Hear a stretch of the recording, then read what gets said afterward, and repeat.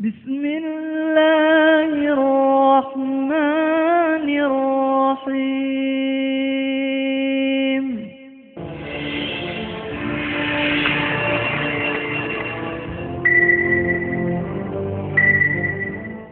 مرحبا مرحبا جد الحسين مرحبا يا نور العين مرحبا مرحبا مرحبا جد الحسين مرحبا يا نور العين مرحبا सरकार की आमद मरहबा दिलदार की आमद मरहबा हुजूर की आमद मरहबा पूरे नूर की आमद मरहबा मरहबा मरहबा जद्दल हुसैनी मरहबा या नूर अलअैनी मरहबा मरहबा मरहबा जद्दल हुसैनी मरहबा या नूर अलअैनी मरहबा पूरे नूर है ज़माना सुबह शबे बिलादत पूरे नूर है ज़माना सुबह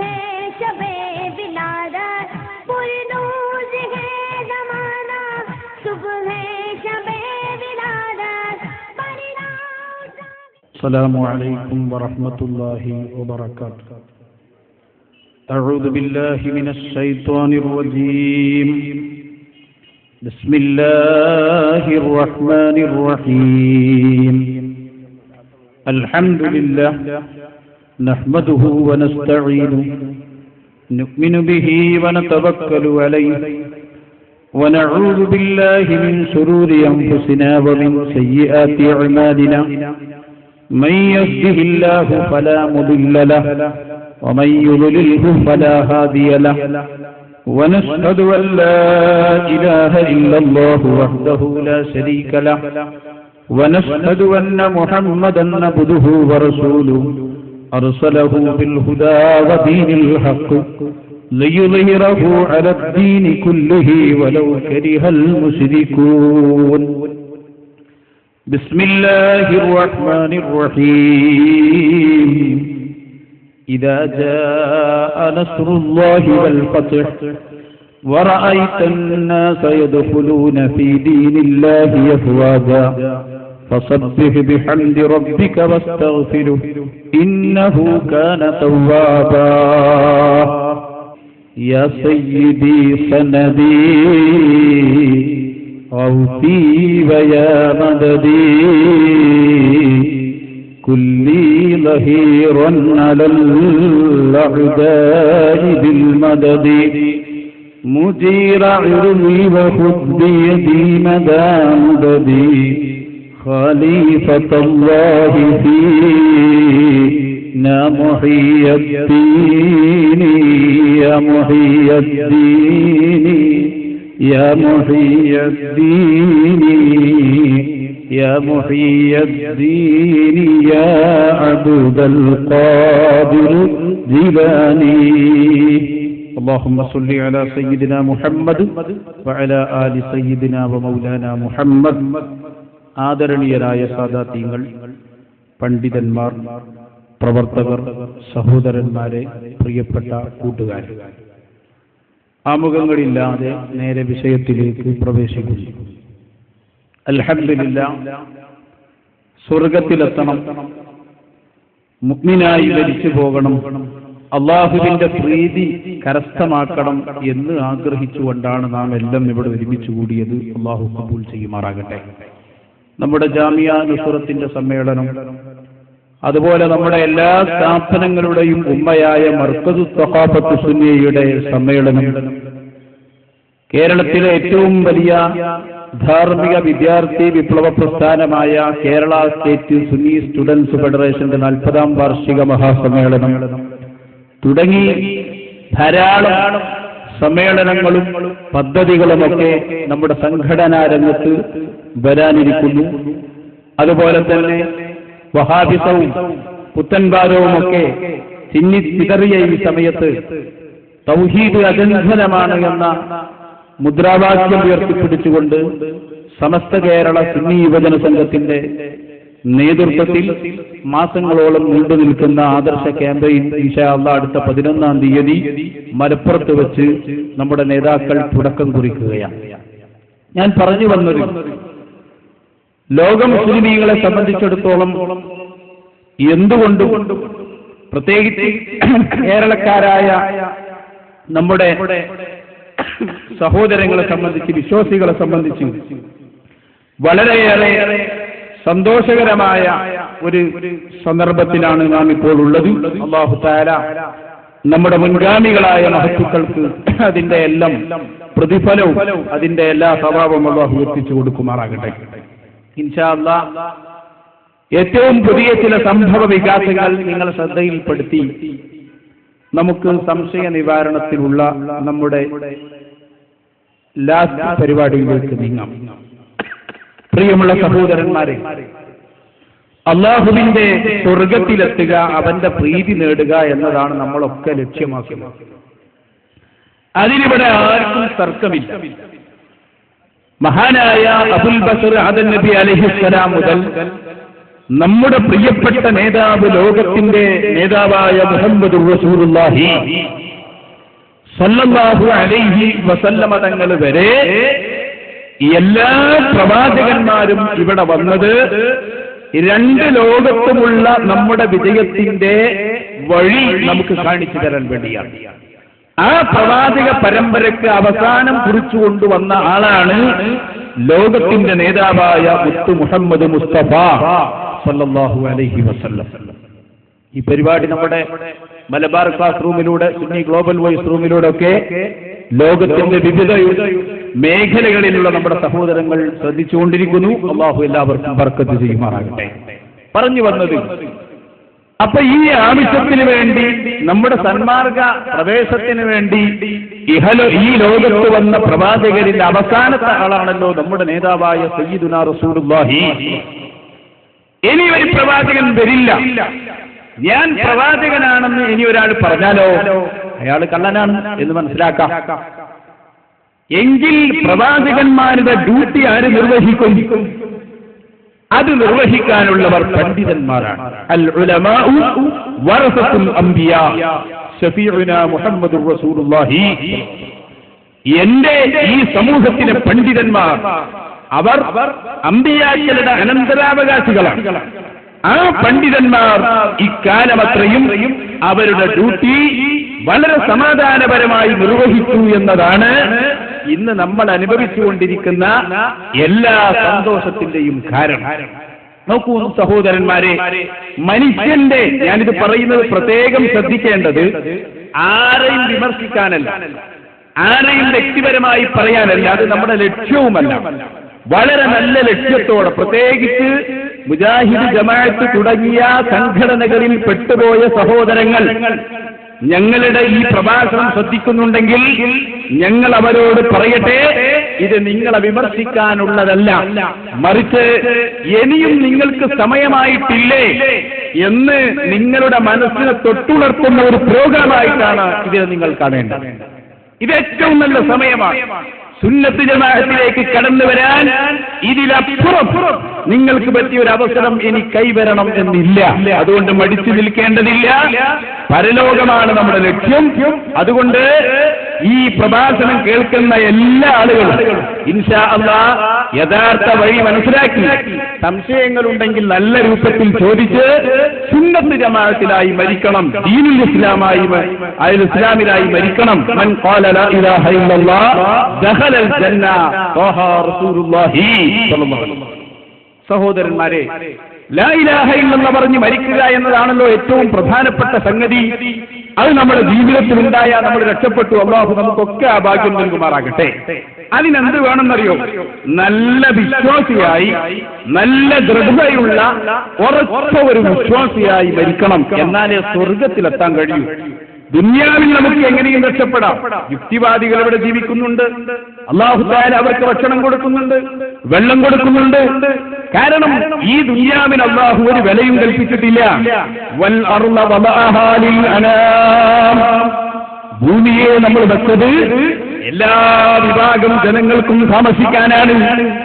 ഇവിടെ അല്ലാഹു ഇല്ലാന്ന് പ്രഭാഷണം നടത്തുമ്പോൾ ആ സമയത്ത് അവന് ഓക്സിജൻ നൽകുന്നവനാണ് അല്ലാഹു തആല.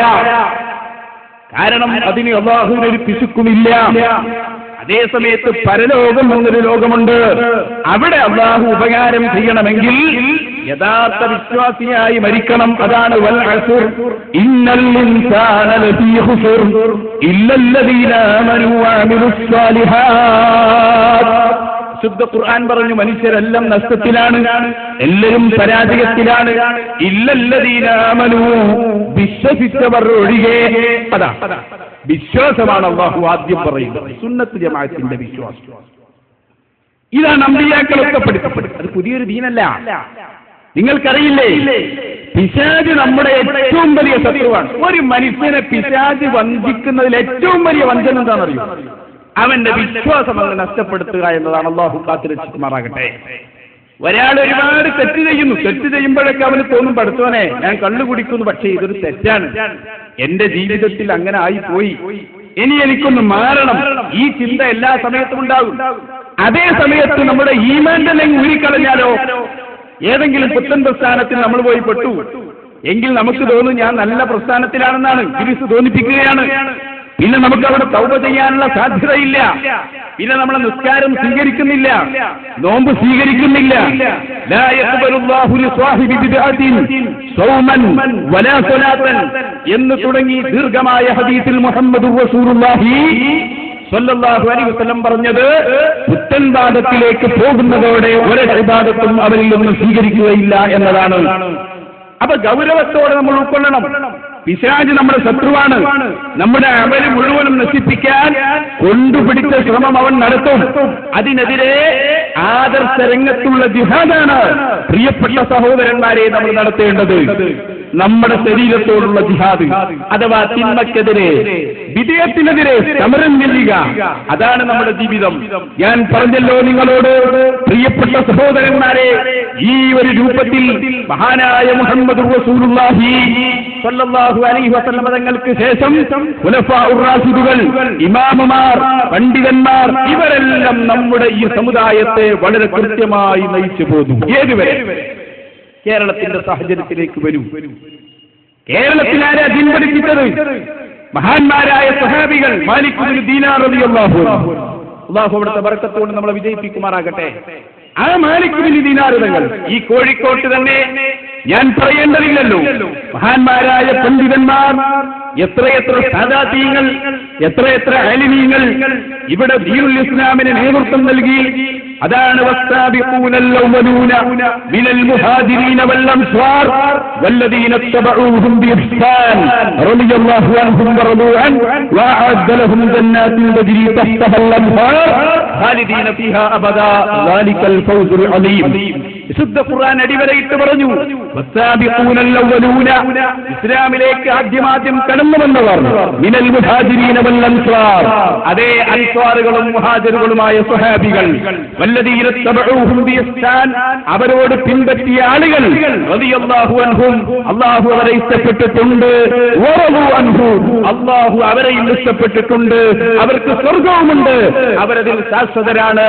ദാലികൽ ഫൗസുൽ അലീം, അതാണ് ഉന്നതമായ വിജയം. അല്ലാഹു നമുക്ക് നൽകുമാറാകട്ടെ. അപ്പൊ ഞാൻ പറഞ്ഞു വന്നത്, നമ്മുടെ ജീവിതത്തിൽ നമ്മൾ ശ്രദ്ധിക്കേണ്ട കാര്യം അതാണ്. നമ്മുടെ മുൻഗാമികൾ, വിശിഷ്യ നമ്മുടെ കേരളത്തിൽ സ്വഹാബികൾ, താബിഈങ്ങൾ, ഇമാമീങ്ങൾ, സദാതീങ്ങൾ, ഇവരാണ് നമ്മുടെ ദീൻ ഇവിടെ പഠിപ്പിച്ചത്. 921 വരെ ഈ കേരളത്തിൽ ഒറ്റ പുത്തൻ പ്രസ്ഥാനമില്ല, മുജാഹിദുള്ള ജമാഅത്തുള്ള ഒരു സംഗതിയില്ല. 921 ശേഷം അതാ വരുന്നു ഐക്യസംഘം. എല്ലാരും ഐക്യത്തെയാകുമ്പോ പിന്നീട് ഐക്യസംഘം ആവശ്യമുണ്ട്. അപ്പൊ പേര് ഐക്യസംഘമായിരുന്നെങ്കിലും ഉദ്ദേശം അനൈക്യമായിരുന്നു. അങ്ങനെയാണ് കേരള ജംഇയ്യത്തുൽ ഉലമ എന്ന് പറയുന്ന ഒരു പണ്ഡിത സംഘടന എന്ന പേരിൽ പുത്തൻവാദികൾ ഇവിടെ പാർട്ടി ഉണ്ടാക്കുന്നത്. അതോടുകൂടി അന്നത്തെ വലിയ സയ്യിദും ആലിമുമായിരുന്ന വരക്കൽ മുല്ലക്കോയ തങ്ങൾ, അല്ലാഹു അവിടുത്തെ ദർജ വർദ്ധിപ്പിക്കുമാറാകട്ടെ, മഹാന്മാരായ പണ്ഡിതന്മാരോട് പറഞ്ഞു, ഇനി നമ്മൾ ഉറങ്ങിക്കൂടാ, ഇനി നമ്മൾ രംഗത്തിറങ്ങണം. പുത്തൻവാദികൾ സംഘടിച്ചു പോയി. ആദർശരംഗത്ത് നമുക്ക് ഇന്ത്യ രാജ്യത്തിന്റെ നിയമ ഭരണഘടനയിൽ നിന്നുകൊണ്ടുള്ള ആദർശരംഗത്തെ പോരാട്ടം നടത്താമെന്ന് വരക്കൽ മുല്ലക്കോയത്തങ്ങൾ ആഹ്വാനം ചെയ്തപ്പോൾ വിദേഹത്തിനെ പ്രതിരോധിക്കാൻ വേണ്ടി ഉണ്ടാക്കിയ സംഘടനയാണ് സമസ്ത കേരള ജംഇയ്യത്തുൽ ഉലമ. നിങ്ങൾ മനസ്സിലാക്കണം, അതിന്റെ ഡ്യൂട്ടി എന്ന് മുതൽ അത് നിർവഹിച്ചു. സ്വഹാബികൾ കേരളത്തിൽ വന്ന് ഇവിടെ ദീൻ പഠിപ്പിച്ചു. ആ ദീൻ ഇന്നും ഒരു വള്ളിക്ക് പുള്ളിക്ക് വ്യത്യാസമില്ലാതെ മഹാനായ താജുൽ ഉലമ, ബഹുമാനപ്പെട്ട ഖമറുൽ ഉലമ, നമ്മുടെ നേതാക്കൾ ബഹുമാന്യരായ എന്നെ ഉസ്താദ്, സുലൈമാൻ ഉസ്താദ്, പൊന്മള ഉസ്താദ് തുടങ്ങിയ നമ്മുടെ മഹത്തുക്കളായ പണ്ഡിതന്മാരുടെ നേതൃത്വത്തിൽ ഇന്നും അത് തുടർന്നുകൊണ്ടേയിരിക്കുകയാണ്. അല്ലാഹു അവർക്കൊക്കെയും ദീർഘായുസ്സും ആഫിയത്തും നൽകുമാറാകട്ടെ. പറഞ്ഞു വന്നത്, പക്ഷേ പുത്തൻവാദികൾക്ക് സ്ഥിരതയുണ്ടായി. ഞാൻ പറയും, നിങ്ങൾ എല്ലാവരും മനസ്സിലാക്കേണ്ട ഒരു കാര്യം, ഏത് പുത്തൻ പ്രസ്ഥാനവും കൂടുതൽ കാലം നിലനിൽക്കില്ല. അതെങ്ങനെ തളർന്ന് തകർന്ന് ഭിന്നിച്ച് അങ്ങനെ പോയി.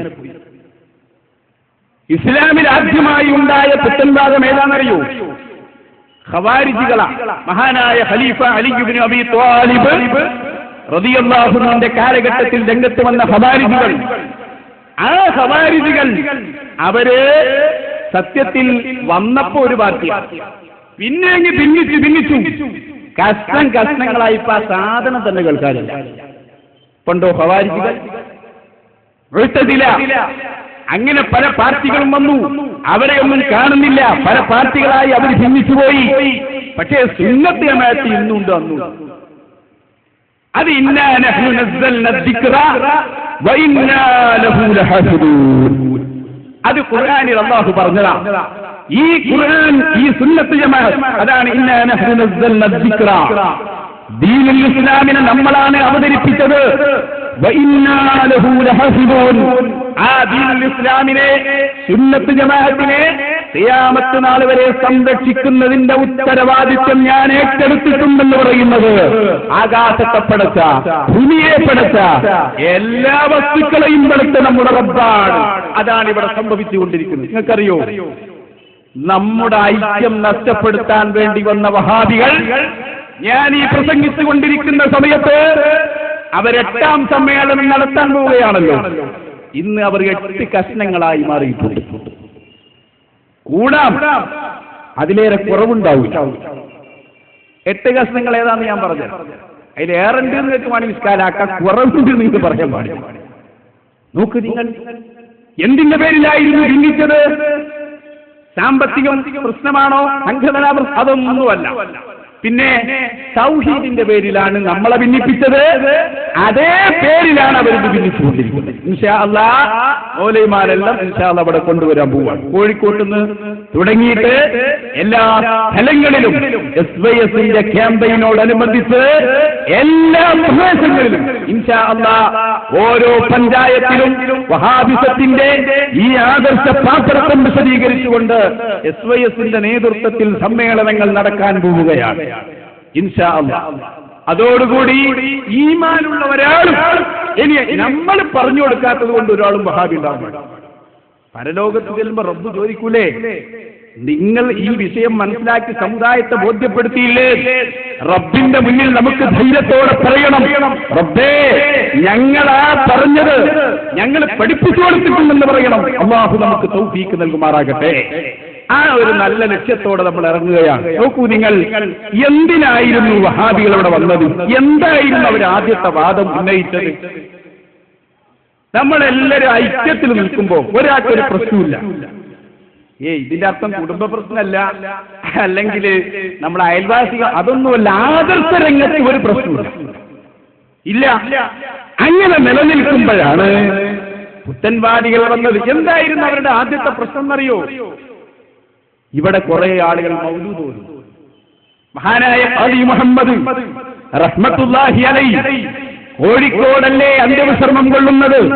കുഫിയാകത്തുള്ള വസ്തുവിനെ പോലെ കമാഞ്ഞങ്ങളെ കൽഭാഗം എന്നോവ. ആ വരിക്കാരാ തെളിവ് പറയുന്നറിയോ? സക്കരിയ സ്വലാഹിയ വരാനുണ്ട് ഇൻഷാ അല്ലാഹ്. നിങ്ങൾ ചിന്തിക്കണം.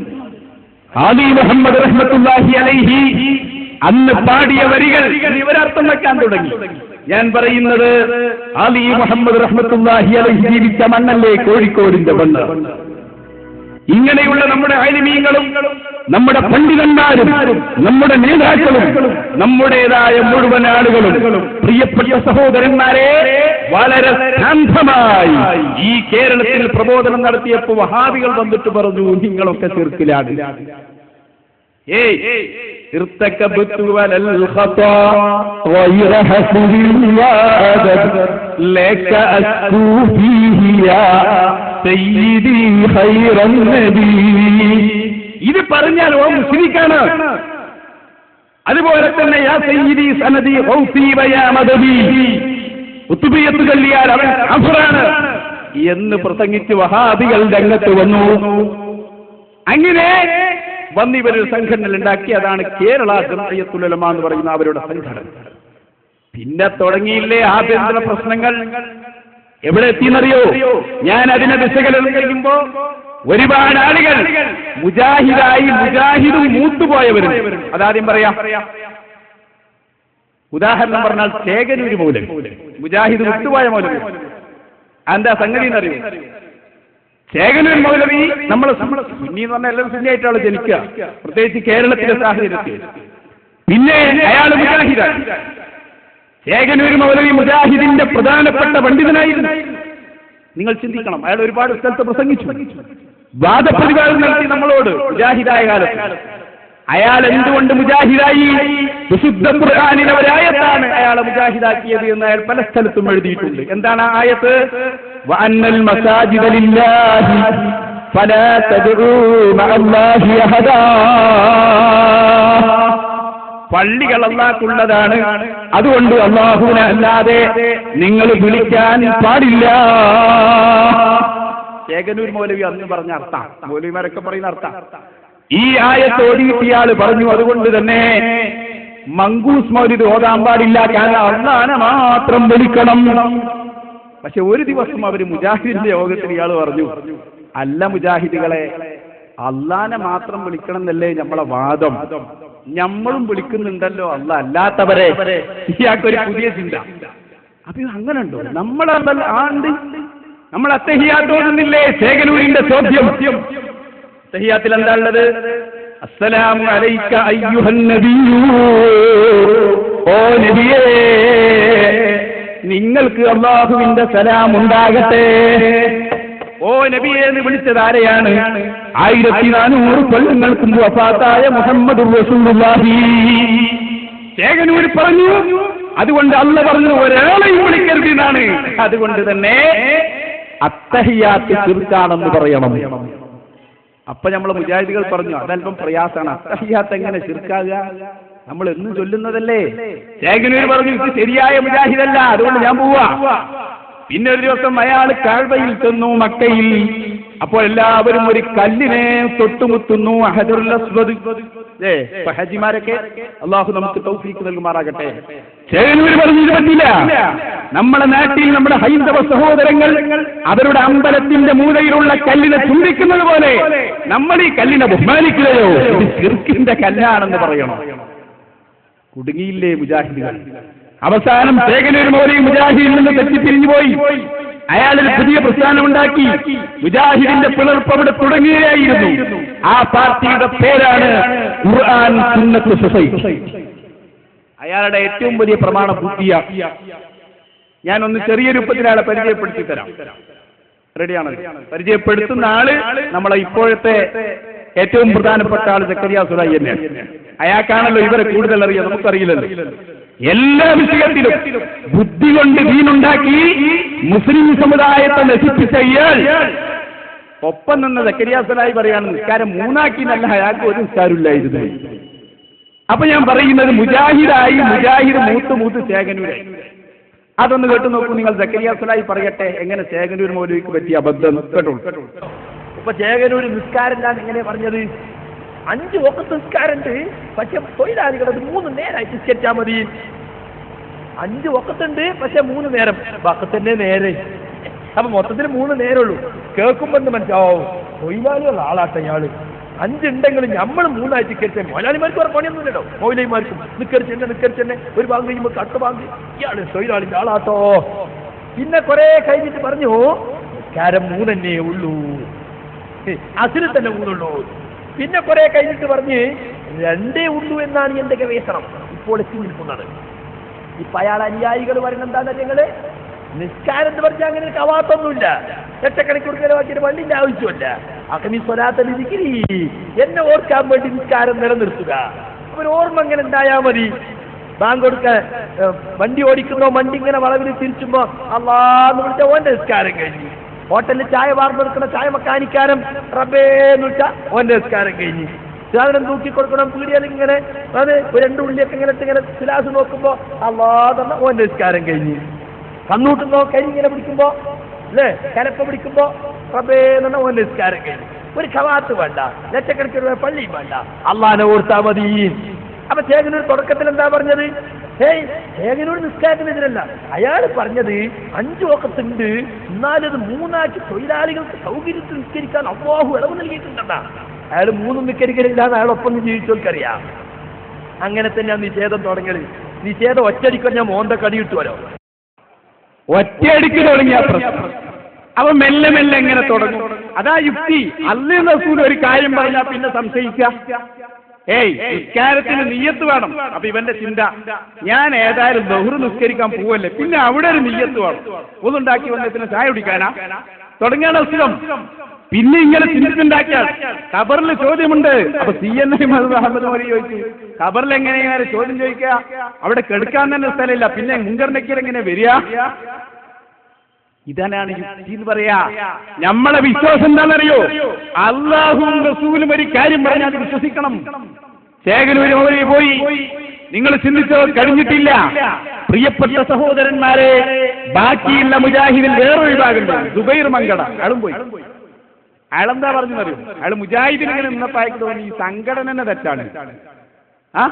അയാൾ പറഞ്ഞു എല്ലാ സംഘടനയും വിധേയത്താണ് എന്ന് പറഞ്ഞിട്ട് അത് പറയാൻ അയാൾ ഒരു സംഘടന ഉണ്ടാക്കി. മനസ്സിലായില്ല? എല്ലാ സംഘടനയും വിധേയത്താന്ന് പറയാൻ അതിനൊരു സംഘടന. ഓരോരുത്തർ പോയി. അയാളെ സംഘടന എപ്പോഴും ഉണ്ട്, സുബൈർ മങ്കട. അയാൾ പോയി, ചേകനൂർ മൗലവി പോയി. ഒക്കെ തെറ്റിപ്പിരിഞ്ഞ് തൗഹീദും പറഞ്ഞു പോയി. ഞാൻ പറയുന്നത് ഇതൊക്കെ എന്തുകൊണ്ട് സംഭവിച്ചു എന്ന് ചോദിച്ചാൽ ഒരേ ഒരു ഉത്തരമേ പറയാനുള്ളൂ. അതെന്താണെന്നറിയോ? മുസ്ലിമീങ്ങളെ ഇവർ മുശ്രിക്കാക്കി. പ്രത്യേകിച്ച് നമ്മുടെ കേരളത്തിൽ, ഒന്നുകൂടി പറയട്ടെ ഞാൻ, നമ്മുടെ കോഴിക്കോട് പോലെയുള്ള, പ്രത്യേകിച്ച് നമ്മുടെ ഈ പ്രദേശം പോലെയുള്ള മുസ്ലിം ഇസ്ലാമിന്റെ പാരമ്പര്യമുള്ള നമ്മുടെ നാടുകളിലേക്ക് ഇവർ വലിഞ്ഞു കയറിയിട്ട് നമ്മുടെ സമുദായത്തെ മുശ്രിക്കാക്കി ഒരൊറ്റ ഉദാഹരണം ഞാൻ കാണിക്കുന്നുള്ളൂ. എന്നിട്ട് ഞാൻ ഇവർ തമ്മിൽ മുശ്രിക്കാക്കുന്നതിലേക്ക് കടക്കാൻ പോവാണ്. അതിന്റെ ഇപ്പൊ നമ്മളെ മുശ്രിക്കാക്കുന്നില്ല ഇവര്, കാരണം അതിന് സമയമില്ല. അവര് തമ്മിൽ മുശ്രിക്കാക്കാണ്. മനസ്സിലായില്ല?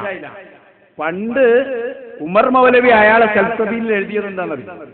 കാന്തപുരം എ പി അബൂബക്കർ മുസ്ലിയാരും EK അബൂബക്കർ മുസ്ലിയാരും അവരെ അനുകൂലിച്ചവരും മുശ്രിക്കാണെന്ന് അല്ലാഹു ഖുർആനിൽ പറഞ്ഞിട്ടുണ്ട്. നമ്മൾ ആരും കാണാത്തൊരായത്ത് മുദ്ര കണ്ടത്. ഇന്ന് നമ്മളെ കാസറാക്കാൻ അവർക്ക് സമയമില്ല, കാരണം അവർ തമ്മിൽ മുശ്രിക്കാക്കാണ്.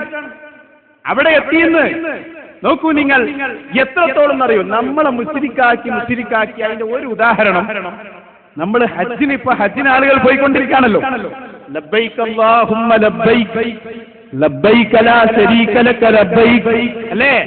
അല്ലാഹുവേ നിന്റെ വിളിക്കിതാ ഞാൻ ഉത്തരം ചെയ്യുന്നു, നിനക്കൊരു പങ്കുകാരനുമില്ല എന്ന് പറഞ്ഞ് റബ്ബിന്റെ വീടിനെ ലക്ഷ്യമാക്കി പോകുന്ന ആ കഅബയിലേക്ക് വന്ന മുസ്ലിമീങ്ങളെ പോലും ഈ കേരളത്തിൽ ഒരു മുശ്രിക്കാക്കി കൊണ്ടുപോകാൻ മുജാഹിദ് ബാലുശ്ശേരിയെ ശരിക്ക് കേട്ട് നോക്കി, നമുക്ക് മറക്കാൻ പറ്റില്ല.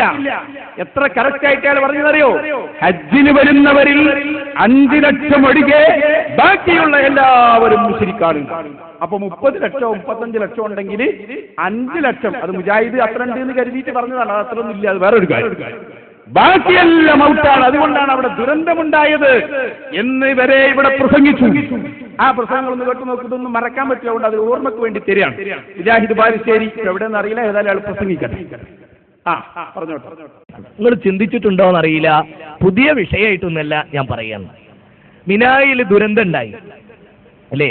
ഹജ്ജിന് ഈ വർഷം ദുരന്തം ഉണ്ടായി, കുറെ ആളുകൾ മരിച്ചു. എന്തുകൊണ്ടാണ് ഇങ്ങനെ ഇടക്കിടക്കൊക്കെ അവിടെ ആളുകൾ മരിക്കുന്നത് നിങ്ങൾ ചിന്തിച്ചിട്ടുണ്ടോ? അവിടെ ഇസ്ലാമികമായ ഹജ്ജല്ല നടക്കുന്നത് എന്നുള്ളത് കൊണ്ടാണ്. മനസ്സിലായില്ല. അവിടെ റസൂലുള്ള ജബലുർ റഹ്മയിൽ ദുൽഹജ്ജ് 9 1,00,000-ഓളം സഹാബികളുമായി വന്നു. 1400 വർഷങ്ങൾക്ക് മുമ്പ് പ്രവാചകൻ ഹജ്ജ് ചെയ്യാൻ വന്നു. ആ പ്രവാചകന്റെ കൂടെ അടിച്ചത്തിലധികം വരുന്ന സഹാബികൾ അവരാരാ? മുവഹിദുകളാണ്, തൗഹീദുള്ള ആളുകൾ, നബിയിൽ നിന്ന് ഹജ്ജ് പഠിച്ച ആളുകൾ, നബി പഠിപ്പിച്ചു കൊടുത്ത ആളുകൾ, നബി കാണിച്ചതിനെ ഫോളോ ചെയ്ത ആളുകൾ. അവരൊക്കെ വളരെ മാന്യമായി ചെയ്തു. ഇന്ന് ഹജ്ജിന് ചെല്ലുന്നിടത്ത് ആരൊക്കെ വരുന്നുണ്ട്? അവിടെ അബൂജഹലുമാർ അവിടെ ഹജ്ജ് ചെയ്യുന്നു, ശിർക്ക് ചെയ്യുന്നവർ ഹജ്ജ് ചെയ്യുന്നു. അബൂജഹലിനെ കൊണ്ട് ഹജ്ജ് ചെയ്യിപ്പിക്കാൻ സമ്മതിച്ചില്ല റസൂലുള്ള അവിടെ. കാരണം എന്താ വെച്ചാൽ അതുവരെ അവർ ചെയ്ത ഹജ്ജ് ഷിർക്കിന്റെ ഹജ്ജാണ്. അള്ളാഹിനോടും പ്രാർത്ഥിക്കും, അള്ളാഹു അല്ലാത്തവരോടും പ്രാർത്ഥിക്കും. അതുകൊണ്ട് അള്ളാഹിനോട് മാത്രം പ്രാർത്ഥിക്കുന്നവർക്കുള്ള ഹജ്ജ്, തൗഹീദ് സ്വീകരിച്ചവർക്കുള്ള ഹജ്ജ്. തൗഹീദ് സ്വീകരിക്കാത്ത ഒരാൾക്ക് ഹജ്ജ് ഉണ്ടോ? ഇല്ല. നിസ്കാരം ഉണ്ടോ? ഇല്ല. സക്കാത്ത് ഉണ്ടോ? ഇല്ല. ഇവിടെ അള്ളാഹു അല്ലാത്തവരെ വിളിച്ച് പ്രാർത്ഥിച്ചിട്ടാണ് ലക്ഷക്കണക്കിന് മനുഷ്യരവിടെ ഹജ്ജിന് ചെല്ലുന്നത്, അല്ലേ? ആ മുശ്രിക്കുകളാണ് അവിടെ ഹജ്ജ് ചെയ്യണത്. അപ്പൊ അവിടെ തിരക്ക് കൂടുതലായി, ജനാധിക്യം വർദ്ധിച്ചു. മുവഹിദുകൾ മാത്രമാണ് ഒരു 5 ലക്ഷം ആളെ ഉണ്ടാവും വർഷാവർഷം ഹജ്ജ് ചെയ്യാൻ. ബാക്കിയൊക്കെ ഔട്ടായി. എന്തൊരു കറക്കാന്നറിയാം. 5 ലക്ഷം ആള്, ബാക്കിയെല്ലാം. ഇത് പറഞ്ഞാൽ എത്ര ലാഘവത്തോടെയാണ് ഇത് പറഞ്ഞത്, അല്ലേ? ഇന്ന് എവിടെ എത്തിയെന്നറിയാം നിങ്ങൾ? അതിന്റെ ഫലം ഇവർ അനുഭവിച്ചു എന്നാണ് ഞാൻ പറയുന്നത്. മമ്പുറത്ത് തങ്ങളെ മുശ്രിക്കാക്കിയപ്പോൾ ഞാൻ ഓർക്കുന്നു മഹാനായ ശൈഖുനാ ഇ.കെ. ഹസൻ മുസ്ലിയ, അല്ലാഹു അവിടുത്തെ ദർജ വർദ്ധിപ്പിക്കുമാറാകട്ടെ. അവിടുത്തെ പതിയുസ്താദിന്റെ ഇതുപോലെയുള്ള മഹത്തുക്കളായ പണ്ഡിതന്മാരുടെ ശക്തമായ ഇടപെടലുകൾ കാരണമാണ് ഇന്ന് സുന്നത്ത് ജമാഅത്തിനുണ്ടായ ഈ മുഴുവൻ വിജയങ്ങളും. ഇ.കെ. ഹസൻ മുസ്ലിയാർ വഫാത്താകാൻ സമയത്ത് ഉമർ മൗലവി അയച്ചില്ലേ കത്ത്? ഇല്ലേ? അസ്രീം എന്ന് പറഞ്ഞില്ലേ? മുസ്ലിമാകണം ഇ.കെ. ഹസൻ മുസ്ലിയാരെ എന്ന് പറഞ്ഞില്ലേ? എത്ര വേദനിച്ചു ഇ.കെ. ഹസൻ മുസ്ലിയാരെ മുസ്ലിക്കാക്കി, എത്ര ആലിമീങ്ങളെ. ഇന്ന് എന്താ ഉണ്ടായത്? ബാലുശ്ശേരി പറയാണ്, ഇപ്പൊ എന്നെ എല്ലാരും കൂടി മുസ്ലിക്കാക്കി. കിട്ടണ്ടല്ലേ മുമ്പർക്ക്? ബാലുശ്ശേരിക്കാൻ ഒരു ദിവസം ക്ഷേത്രത്തിൽ പോയി പ്രസംഗിച്ചത്ര. എന്തിനാ പോയത് നിങ്ങൾക്ക് അറിഞ്ഞൂടാ? പോയപ്പോ മുജാഹിദ് എന്ന് പറഞ്ഞില്ല അയാളോട്, മൗലവി മുശ്രിക്കായിട്ടോ. അപ്പൊ ഇയാൾ പറയാണ്, ദേഷ്യപ്പെട്ട ഇയാൾ പറഞ്ഞു, എന്താണിത്? എന്നെ കുറിച്ച് മുശ്രിക്ക് എന്ന് പറയുകയോ? മുശ്രിക്കുകൾ ചില്ലറ കളിയാണോ? അങ്ങനെ പറയാൻ പാടുണ്ടോ? സ്വന്തം കിട്ടിയപ്പോഴാ ഓർമ്മ വന്നത്. എടുക്ക് ബാലുശ്ശേരി ഞാൻ കാണിച്ച. അതാ ഞാൻ പറഞ്ഞത്, പുതിയ പ്രസംഗ. നിങ്ങൾ ചിന്തിക്കണം, നമ്മുടെ സമുദായത്തെ മുഴുവനും മുശ്രിക്കാക്കിയപ്പോ ഓർമ്മ വന്നില്ല ഇത്. ഇന്ന് സ്വന്തം ആളുകൾ സ്വന്തത്തോട് ചേർത്ത് വെച്ച് മുജാഹിദാണെന്ന് മുശ്രിക്കാണെന്ന് പറഞ്ഞപ്പോ രോഷം കൊള്ളുകയാണ്. കേട്ടോളൂ മുജാഹിദ് ബാലുശ്ശേരിയുടെ ആ ഒരു രോഷം കേട്ടു. ക്ഷേത്രത്തിൽ പ്രസംഗിച്ച ഞാൻ മുശ്രിക്കാന്ന് എന്ത് ലാഘവത്തോടു കൂടിയാണ് മോനെ നീ പറഞ്ഞു കളഞ്ഞത്? എന്ത് ലാഘവത്തോടു കൂടിയാണ് പറഞ്ഞത്? ഞാൻ ആ പ്രദേശത്ത് പോയി അത് പറഞ്ഞ കുട്ടികളെ സ്ഥലത്ത് പ്രസംഗിച്ചു. അവനത് മനസ്സിലായി. മുശ്രിക്ക് കളി നിസ്സാര കളിയാ, കാഫിർ കളി നിസ്സാര കളിയാ. പ്രവാചകന്മാർ കുലിയാഹിലൽ കിതാബി, എന്റെ തെളിവാ ഞങ്ങൾക്ക് നന്നായി അറിയാം. മുശ്രിക്കാക്കാൻ പാടില്ല എന്നതിന് തെളിവറിയാ എന്ന് ഞങ്ങൾക്ക് ഇത് മനസ്സിലായി. ഇത് സുന്നത്ത് ജമാഅത്തിന്റെ വിജയം അല്ലേ? ഇത് കാന്തപുരം ഉസ്താദിന്റെ വിജയമാണ്. അതിലാർക്കും തർക്കം വേണ്ട. നോക്കൂ നിങ്ങൾ, സ്വന്തം കിട്ടിയപ്പോ ഓർമ്മ വന്നു. സുബ്ഹാനല്ലാഹ്, കഴിഞ്ഞിട്ടില്ല. ഇനി ഇവര് മുശ്രിക്കാക്കൽ എങ്ങനെയെന്ന് നിങ്ങൾക്കറിയോ? അതും ചിന്തിച്ചോ. ഈമാനുള്ളവരോടാണ് ഞാൻ പറയുന്നത്. മുജാഹിദ് ഒരാളെ മുശ്രിക്ക് എന്ന് പറയുന്നുവെങ്കിൽ അതിന് ഒരു വിലയും കൽപ്പിക്കണ്ട. കാരണം എന്താണെന്നറിയോ? ഇപ്പോഴല്ലേ കള്ളി പൊളിഞ്ഞത്. ജക്കരിയാസിലായി പറയാണ്, കോഴിക്കോട് മീറ്റിംഗ് ചേർന്നിട്ടാണ് അതിലെ പലതും ശിർക്കും തൗഹീദും എന്ന് തീരുമാനിക്കണം. അതെങ്ങനെയല്ലേ മീറ്റിംഗ്? ആ മീറ്റിംഗാ രസം. നിങ്ങൾ ഗൗരവത്തോടെ ചിന്തിക്കണം. ഒരു വിഷയം ശിർക്കാക്കണം, അതിനൊരു 10 ആളുള്ള മീറ്റിംഗ്. അപ്പൊ ഇവര് ചോദിക്കാണ്, അല്ല ചർച്ച. അവര് ചർച്ച ഒന്നും വേണ്ട, ഭൂരിപക്ഷം ഇതിനാ നോക്കാം. ശിർക്കാന്നില്ലാണോ ഭൂരിപക്ഷം? അന്നാ പിന്നെ ശിർക്കന്നെ. ഇതെന്താ? അത് പള്ളിയിലെ കമ്മിറ്റിക്കാർ തീരുമാനിക്കുന്ന പോലെ ശിർക്കും വിധേയത്തും തീരുമാനിക്കുക. ഇയാൾ പറയാൻ, നമ്മളെ പീഡിതവരില്ലേ മുജാഹിദിന്റെ ആസ്ഥാനം, അവിടെ കൂടിയ യോഗത്തിൽ ഭൂരിപക്ഷം ആളുകളെ എണ്ണിയിട്ട് ശിർക്ക് തീരുമാനിച്ചു. ഈമാനുള്ളവരെ മടങ്ങാൻ സമയമായില്ലേ? ഇതിങ്ങനെ മീറ്റിംഗ് കൂടി ഭൂരിപക്ഷം അനുസരിച്ച് ജീവിക്കേണ്ട സംഗതിയാ. 10 ആളുള്ള മീറ്റിംഗിൽ 6 ആൾ അഭിപ്രായം പറഞ്ഞത് ശിർക്കാണ്. എന്നാ പിന്നെ ശിർക്കാണ് പാസ്സായത്. എന്ത് കളിയാ ഇതല്ലേ ഖുർആൻ പറഞ്ഞ് പുരോഹിതന്മാര് ദീനുണ്ടാക്കും.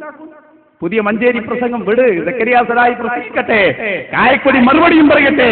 ക്ലിപ്പ് ഞങ്ങളിട്ട് പിന്നാലെ ഞങ്ങളും വരാം.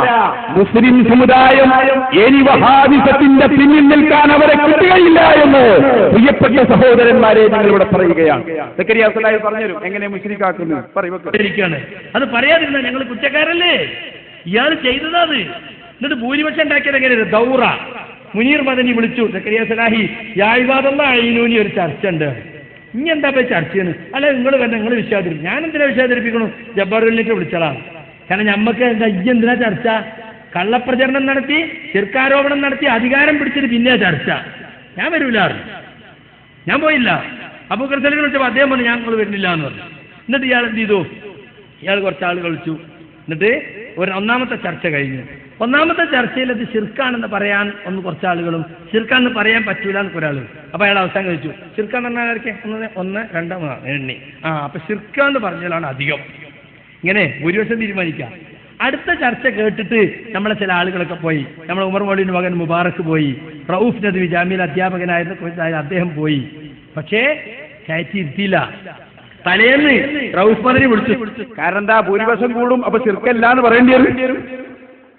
ദീനുൽ ഇസ്ലാം കൊണ്ടാണ് കളി. ഞാൻ ഓർക്കുന്നത് ബഹുമാനപ്പെട്ട AP ഉസ്താദിന്റെ ചെറിയ AP ഉസ്താദിന്റെ ഒക്കെ പ്രഭാഷണങ്ങളാണ്. ദീനിന്റെ വിഷയങ്ങൾ ഇവര് യോഗം ചേർന്ന് തീരുമാനിക്കുമെന്ന് നമ്മുടെ ആലിമീങ്ങൾ പറഞ്ഞപ്പോൾ ഇന്നിവരത് തുറന്നു പറഞ്ഞില്ലേ? ഇനി ഈമാനുള്ളവരോട് ഞങ്ങൾ പറയട്ടെ, ഖബറാണോ നീ ചിന്തിക്കുന്നത്? മഹ്ശറയാണോ ആലോചിക്കുന്നത്? ഈ യോഗം കൂടിയിട്ട് ഭൂരിപക്ഷവും നോക്കിയിട്ട് ശിർക്കും തൗഹീദും തീരുമാനിക്കുന്ന കമ്പരിയുടെ പിന്നാലെ പോയാൽ നിന്റെ ആഖിറം നിനക്ക് നഷ്ടപ്പെടും മോനെ. ഇത് ഞങ്ങളെ ഉത്തരവാദിത്വം ഞങ്ങൾ നിർവഹിച്ചതാണ്. റബ്ബിന്റെ കോടതിയിലും ഞങ്ങൾ പറയും കേട്ടോ. ഇതൊക്കെ എപ്പോഴാ ഓർമ്മ വന്നത്? ഇന്ന് ഞാൻ കുറച്ചേ പ്രസംഗിക്കും, ബാക്കിയൊക്കെ മൗലവിമാരാ. അങ്ങനെ തന്നെയാണ്. നിങ്ങൾ ചിന്തിക്കും, അയാളെ മുസ്ലിക്കാക്കി ജബ്ബാർ മൗലവി മുസ്ലിക്ക് വരുന്നുണ്ട്, സക്കറിയ സലാഹി മുസ്ലിക്ക്.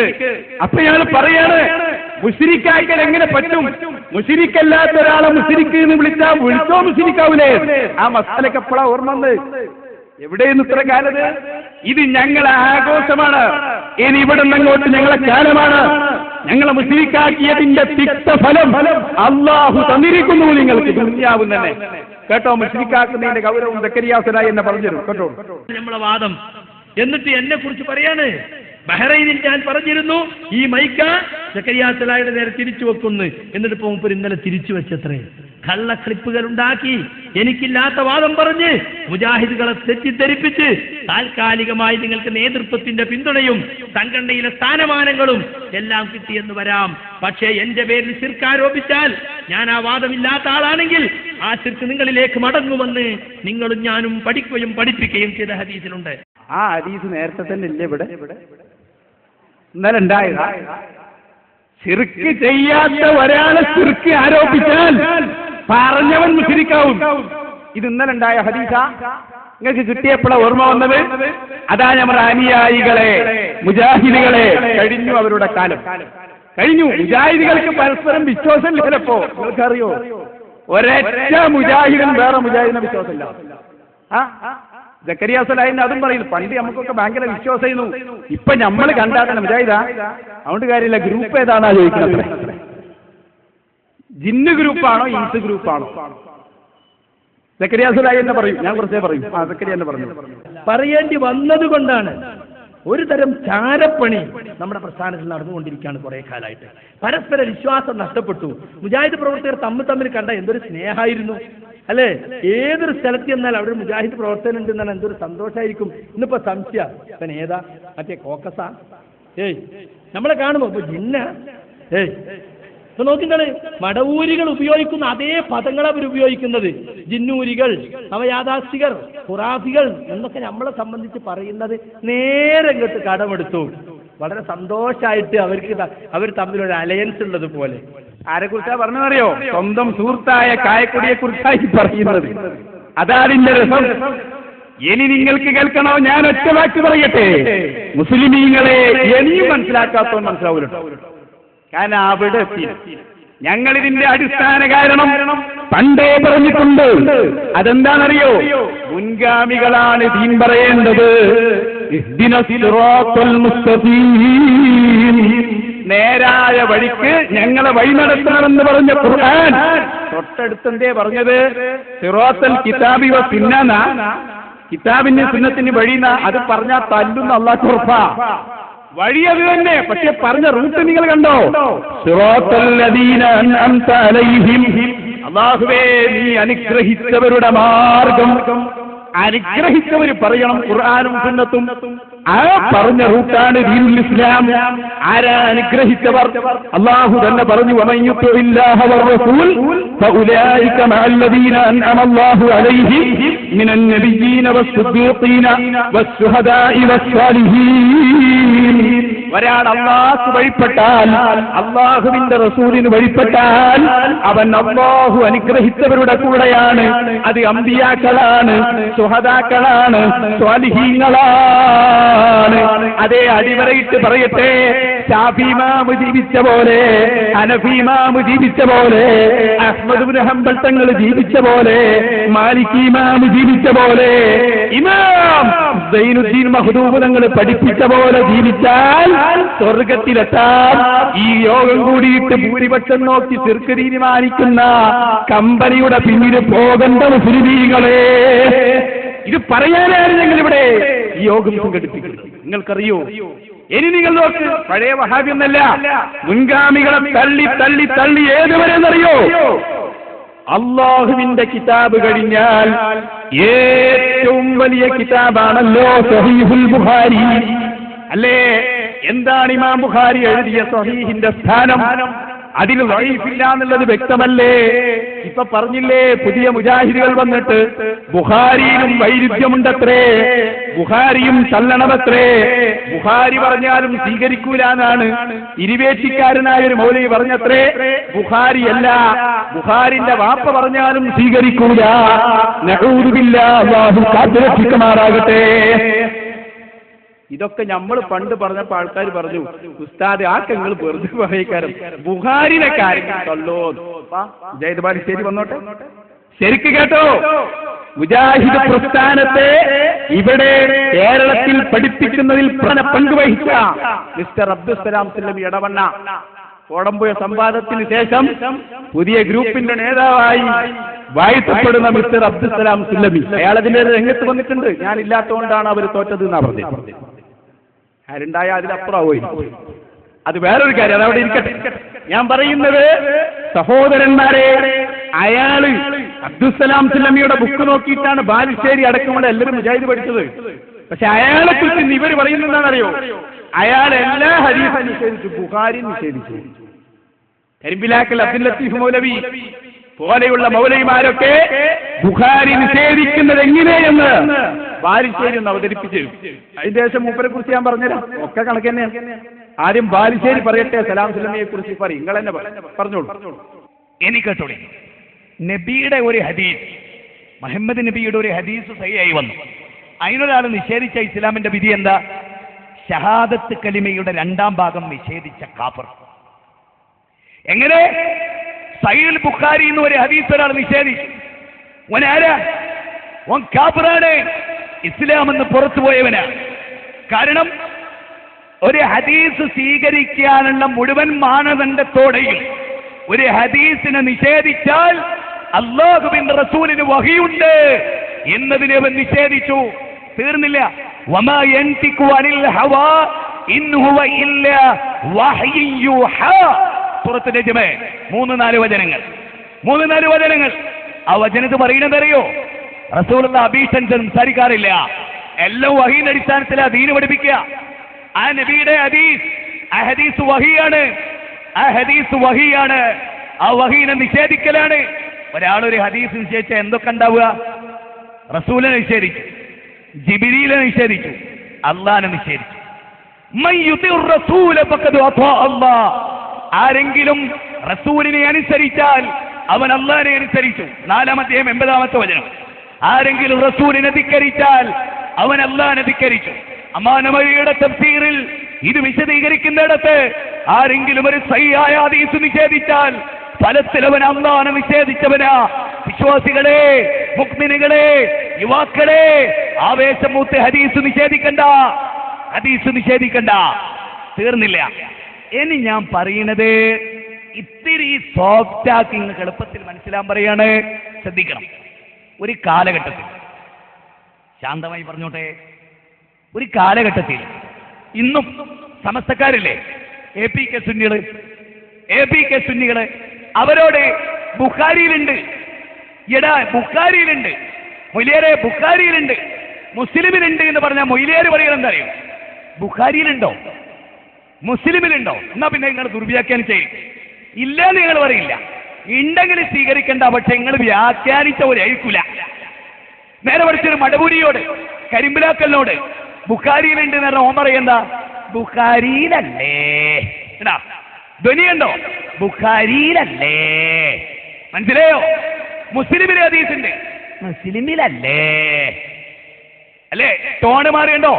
സുന്നി സമൂഹം ഈ ഹദീസ് ഗ്രന്ഥം സ്വീകരിക്കുന്നതിനേക്കാൾ മോശം. ഇതാണ് ചേതന്നൂർ മൗലവിക്ക് സംഭവിച്ചത്. ഇനി നിങ്ങൾ എന്നെ ആലോചിച്ച ഒരു രസത്തിൽ ഞാൻ അവതരിപ്പിച്ചുതരാം. കരിമ്പിലാക്കൽ മൂപ്പരെ വീട്ടിലേക്ക് കയറിച്ചില്ല, സലാൽ സുല്ലമി മൂപ്പരെ വീട്ടിലേക്ക് കയറിച്ചില്ല. അവന്റെ മൂപ്പര ഒരു കുട്ടി ബുഖാരി എടുത്തിട്ട് ഇങ്ങനെ വായിക്കുന്നു. ഉടനെ തന്നെ സുല്ലം, മോളെ വായിക്കല്ലേ, ബുഖാരി വായിക്കല്ലേ, എനിക്ക് തിരിയൂല. അതിൽ സ്വീകാര്യായതും അല്ലാത്തതുണ്ട്, മോളെ അതുകൊണ്ട് സ്വീകരിക്കണ്ടോ? ഇബ്ലീസ് ബുഖാരി താഴെ വെപ്പിച്ച്, സുല്ലമീനെ കൊണ്ട് ഇബ്ലീസ് ബുഖാരി താഴെ വെപ്പിച്ച്, ചേതന്നൂരിനെ കൊണ്ട് വെപ്പിച്ച്, എല്ലാരെ കൊണ്ടും വെപ്പിച്ചു. നിങ്ങൾ ചിന്തിക്കണം, ഈമാനുള്ളവരോടാണ് നമ്മൾ സംസാരിക്കുന്നത്. ഇമാം ബുഖാരിയുടെ സ്വഹീഹ് വരെ ഇവര് നിഷേധത്തിനിരയാക്കി. ഒരു ദയം കാണിച്ചില്ല. ഈ പറഞ്ഞ ടീമോ അതും വേണ്ട കാണിക്കാം. മടവൂർ വിഭാഗം ഹദീസ് നിഷേധിച്ചു എന്നാ പറഞ്ഞത്. ഇനി അപ്പൊ AP അബ്ദുൽ ഖാദർ മൗലവി നേതൃത്വം നൽകുന്ന ഗ്രൂപ്പ് ഈ ബാലുശ്ശേരിന്റെ ഗ്രൂപ്പ് നല്ല ഗ്രൂപ്പാന്ന് കരുതോ? അവരെ ഹദീസ് നിഷേധം പറയാൻ ഞാൻ സക്കരിയ സുലായിയെ ക്ഷണിക്കുകയാണ്. കാരണം ഓരോരുത്തരും നിങ്ങൾ മനസ്സിലാക്കണം, എവിടെ എത്തി കാര്യങ്ങൾ എന്നറിയോ? പരസ്യമായി ഹദീസ് നിഷേധം എല്ലാ വഹാബിയും തുടങ്ങി. അതുകൊണ്ടാണ് CD ടവറിൽ കോഴിക്കോട്ട് മുജാഹിദ് ആസ്ഥാനത്ത് ഹദീസുകളെ പുച്ഛിച്ചു തള്ളുന്ന പ്രസംഗം വരെ നടന്നത്രേ. എത്രത്തോളം താടി വെക്കണമെന്ന് പറഞ്ഞ ഹദീസിനെ, അതുപോലെ തന്നെ തുണി നെരിയാണിക്ക് മുടക്കണമെന്ന് പറഞ്ഞ ഹദീസിനെ പുച്ഛിച്ചു തള്ളിയിട്ട് നിഅമത്തുള്ള ഫാറൂഖി എന്ന മുജാഹിദ് ഔദ്യോഗിക വിഭാഗത്തിന്റെ നേതാവ് ആസ്ഥാനത്ത് വരെ പ്രഭാഷണം നടത്തിയെന്ന് തെറ്റി വന്ന സക്കരിയ സലാഹി ഒഴിവാക്കുന്നു. ചിലതൊക്കെ അങ്ങനെയാണ്. ഇവരിപ്പോൾ ഉറപ്പിച്ച് പറയാം. അതാണ് നോക്ക്. ഇതിപ്പോ നേരത്തെ പറയണേ മൂപ്പർ മൂപ്പർ ഇതെല്ലാം പറയുന്നത്. എപ്പോഴെങ്കിലും പറഞ്ഞല്ലോ വലിയ കിട്ടല. അപ്പൊ ഹദീസ് നിഷേധം, ആയത്ത് നിഷേധം, ഇതൊക്കെ ഈ വഹാബിസത്തിന്റെ കൂടെ പിറപ്പാണ്. മുശ്രിക്കാക്കിയിട്ടാണ് ഇവർ കളി തുടങ്ങിയത്. ഇതുകൂടി കേട്ടോളൂ. ഔദ്യോഗിക വിഭാഗത്തിന്റെ ഹദീസ് നിഷേധം സക്കരിയ സുലായി ക്ലിപ്പിട്ടുകൊണ്ട് തന്നെ പറയുന്നു. നമുക്കൊരു പണിയില്ല. നിഅമത്തുള്ള ഫാറൂഖിന്റെ ക്ലിപ്പൊക്കെ മൂപ്പറിനിട്ടരും. നന്നായിട്ടൊന്ന് കേട്ടോളൂ ഹദീസ് എങ്ങനെ നിഷേധിക്കുന്നത്. പറയൂ സക്കരിയ സുലായി. കാലമായപ്പോഴേക്കും അത്തരം ആളുകൾ സംഘടനയിൽ തലപൊക്കാൻ തുടങ്ങുകയും ചെയ്തു. അങ്ങനെ പച്ചയായ ഹദീസ് നിഷേധം നമ്മുടെ CD ടവറിൽ നിന്ന് പോലും കേൾക്കാനിടയായി. ആ ക്ലിപ്പ് കേൾക്കുന്നത് തന്നെ നിങ്ങൾക്ക് അരോചകമായിരിക്കും. നമ്മുടെ നിഅമത്തുള്ള ഫാറൂഖിയുടെ പ്രസംഗം നമ്മുടെ സംഘടന ആസ്ഥാനത്ത് താടി വളർത്തുന്നവരെ പരിഹസിച്ചുകൊണ്ട് താടി വളർത്തുന്നത് ഉലുവാണെന്നാ പറഞ്ഞു. കുട്ടികളിപ്പോ ഉലുവ് എന്നാ പറയുന്നത്. ഉലുവ് എന്ന് പറഞ്ഞാൽ അതിര് കവിയൽ കുഫറല്ലേ? ഇയ്യാക്കും വൽ ഉലുവ ഫഇന്നൽ ഉലുവ അഹ്ലക മൻ കാന ഖബ്ലക്കും. ഉലുവിനെ നിങ്ങൾ സൂക്ഷിക്കണം. ഉലുവാണ് നിങ്ങളെ മുമ്പുള്ളവരെ നശിപ്പിച്ചത്. അങ്ങനെയുള്ള ഉലുവ് സുന്നത്ത് സ്വീകരിക്കുന്നതിനെ, താടി വളർത്തണമെന്ന റസൂലുള്ളാഹിന്റെ കൽപ്പന സ്വീകരിക്കുന്നതിനെ എന്താക്കി? അത് അതിര് കവിച്ചിലാക്കി ചിത്രീകരിച്ചു. പാന്റ് കയറ്റി കൊടുക്കുന്ന, നെരിയാണിക്ക് മീതെ പാന്റ് കട്ട് ചെയ്യുന്ന കുട്ടികളെ, പ്രൊഫഷണൽ വിദ്യാർത്ഥികളെയൊക്കെ പരിഹസിക്കാണേ. ഇങ്ങനെയൊക്കെ ഉണ്ടായ ആരെങ്കിലും വരും MSMക്ക്? ഇതാണ് ഒലുവുൻ ഫിൽ ഹദ്, അതിർത്തി വിട്ടുകടന്നു പോവുക. തജാവുസുൽ ഹദ്, അതിർത്തി വിട്ടുകടന്നു പോവുക. അതിർത്തി, മതം എന്ന് പറഞ്ഞാൽ മിതമാണ്. മതം വളരെ എളുപ്പവുമാണ്. പക്ഷെ ഈ തീവ്രത കാണുമ്പം കുട്ടികളിലേക്ക് വരാൻ മടിക്കുക. അതിപ്പോ ഞാൻ MSMലേക്ക് വന്നാല്, ISMൽ വന്നാല് പിന്നെ ഈ കോച്ചിലൊക്കെ ഞാനും നടക്കണ്ടേ? എടങ്ങേറാണ്, എടങ്ങേറായി തോന്നും. മതം എളുപ്പമെന്നാണ് അല്ലാഹുവിന്റെ റസൂൽ പഠിപ്പിച്ചത്. അദ്ദീനു യുസ്റുൻ, മതം വളരെ എളുപ്പമാണ്. കൊണ്ടു നടക്കാനും ചെയ്യാനും ആചരിക്കാനും അനുഷ്ഠിക്കാനും ഒക്കെ ഇത്ര എളുപ്പമുള്ളൊരു സംഗതി വേറല്ല. അതുകൊണ്ട് പറഞ്ഞ് ബേജാറാക്കിയിട്ട് ഇതിക്ക് വന്നാൽ അങ്ങനെ ഒന്നും എന്നോട് കഴിയൂല, അതുകൊണ്ട് കുറച്ചും കൂടി കാലം കഴിയട്ടെ എന്ന അവസ്ഥയിലേക്ക് മനം മടുപ്പിച്ച് പിന്നോട്ട് വലിക്കുക. നിരാണ്ട മേപ്പറുണ്ട് കയറ്റിയിട്ട് 3/4 എന്താ പറയല്, ആ നിലക്ക് അവിടെയാണ് മുറിച്ച് നല്ല നല്ല എഞ്ചിനീയറിംഗിന് പഠിക്കുന്ന കുട്ടികൾ, MBBSന് പഠിക്കുന്ന കുട്ടികൾ ഈ ഉലുവ് തലയിൽ കയറിയിട്ട് ഓരോരുത്തരോട് പറഞ്ഞ് പേടിപ്പിക്കുക. നിങ്ങളെ കത്തിരി കണ്ടെടുത്തിട്ട് നെരിയാണിന്റെ അവിടെ നിർത്തിയാൽ പോരെ, അതിന്റെ മേലെ കയറ്റിട്ട് മുറിക്കുക. അപകടമാണ്. പരസ്യമായ ഹദീസ് നിഷേധം. നിങ്ങൾ ചിന്തിക്കണം സഹോദരന്മാരെ, എവിടേക്കാണ് ഈ സമൂഹത്തെ വരെ കൊണ്ടുപോകുന്നത്? ചിന്തിക്കേണ്ടതല്ലേ? വളരെ പ്രധാനപ്പെട്ട പോയിന്റായി ഞാൻ ഇവിടെ പറയുന്നത്, ബഹുമാനപ്പെട്ട സയ്യിദുനാ മുഹമ്മദുർ റസൂലുള്ളാഹി സ്വല്ലല്ലാഹു അലൈഹി വസല്ലം തങ്ങൾ എരിയാണിക്ക് മുകളിൽ തുണിയെടുക്കണമെന്ന് പറഞ്ഞാൽ ആ ഹദീസ് നമ്മൾ പറയാണ്. അവൻ പറയാ എന്ത്, അത് പറഞ്ഞാൽ കുറെ ആൾക്കാർ കൊണ്ട് വരൂല, അത് പറഞ്ഞിട്ട് വരുന്നോല് വന്നാൽ മതി. മനസ്സിലായിങ്ങൾക്ക്? കാരണം ഇവരെ നേതാവ് റസീദിലില്ല മുജാഹിദ് പ്രസ്ഥാനം ഉണ്ടാക്കിയ ആദ്യത്തെ നേതാവ് അയാളെന്താ പറഞ്ഞതറിയോ? അമ്പിയാക്കളുടെ പല ചരിത്രങ്ങളും ഖുർആനിൽ മനസ്സിലാക്കണം, അള്ളാനെയാണ് തിരുത്തുന്ന നേതാവ്. അമ്പിയാക്കളുടെ പല ചരിത്രവും ഖുർആനിൽ ഇല്ലായിരുന്നുവെങ്കിൽ കുറെ യൂറോപ്യന്മാർ ഇസ്ലാമിലേക്ക് വന്നിരുന്നു എന്ന് പറഞ്ഞ ആളാ അവരെ നേതാവ്. മൂസാ നബിന്റെ ഈസാ നബിന്റെ ഒക്കെ സംഭവം ഉണ്ടായതുകൊണ്ടാണ് കുറെ ആൾക്കാർ ഇതിലേക്ക് വരാമെന്ന്. അള്ളാനെ തിരുത്തുക. എവിടേക്കാണ് നിങ്ങൾ സമൂഹത്തെ കൊണ്ടുപോകുന്നത്?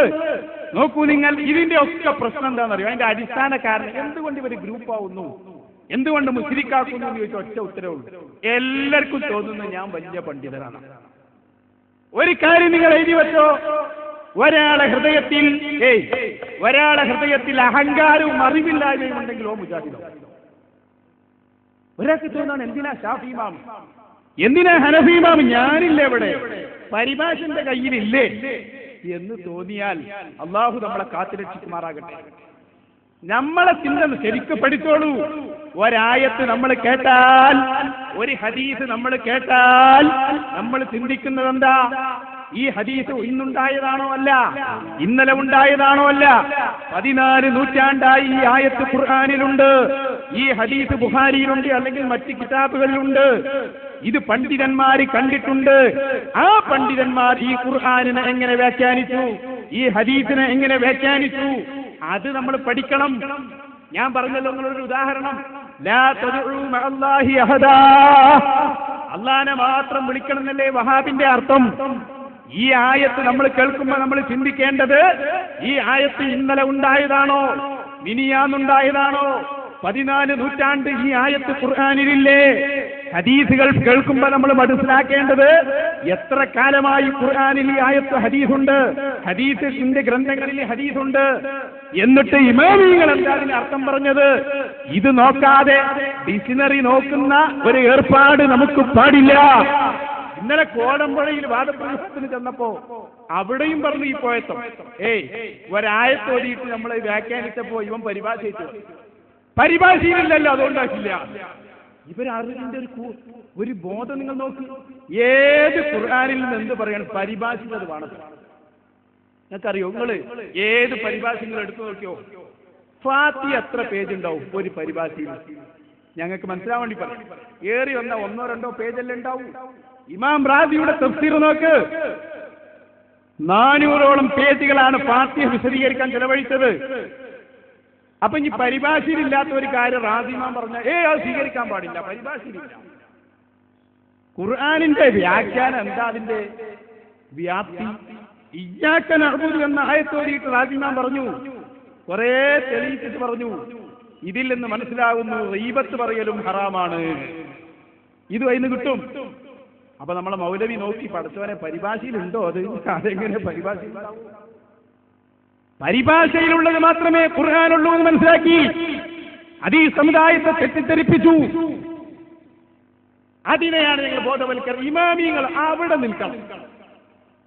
ഇപ്പൊ ഇവർക്ക് തിരുത്തക്കേട് ചില്ലറൊന്നല്ല കിട്ടിയത്.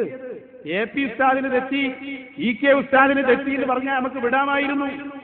വലിയോടത്തേക്കാ പോയത്. ഷാഫി ഇമാമിന് തെറ്റി, ഹനഫി ഇമാമിന് തെറ്റി എന്നൊക്കെ അതിന്റെ കുരുത്തക്കേടാ അപ്പൊ മൊത്തം കിട്ടിയത്. എല്ലാരും മുജ്തഹിദുകളല്ലേ? അപ്പൊ സക്കരിയാസിലായി ഗവേഷണം ചെയ്ത് നോക്കുമ്പോ അയാളെ ഗവേഷണത്തിൽ കിട്ടിയത് സ്വന്തം സഹോദരനായ കായക്കൊടി ഹനീഫ് മൗലവി മുശ്രിക്കാണ്. അയാളും ഗവേഷണം ചെയ്ത് അപ്പൊ അയാൾക്ക് കിട്ടി, ഇയാളും കാഫിറാണ്. രണ്ടാളും പറഞ്ഞിട്ട് കാര്യമില്ല. കരിമ്പിൻ കൂട്ടത്തിലേക്ക് ആനകളെ കെട്ടയിട്ട് വിട്ടതുപോലെ ഇവര് പറഞ്ഞു പോയി ഗവേഷണം ചെയ്യടാ, തെക്കിലീതൊക്കെ നിർത്തവിടെ. എന്ത് ഷാഫി ഇമാം, എന്തിനാ ഫത്ഹുൽ മുഈൻ, എന്തിനാ തുഹ്ഫ, എന്തിനാ നിഹായ? നിങ്ങൾ ഖുർആൻ പരിഭാഷയല്ലേ വീട്ടില്, പോയി ഗവേഷണം ചെയ്യ്. ഇവരെങ്ങ് ചെയ്തു ഗവേഷണം. അതുകൊണ്ടാണ് പുതിയ അൽമനാറിൽ ലേഖനം. എന്താ ലേഖനം എന്നറിയോ?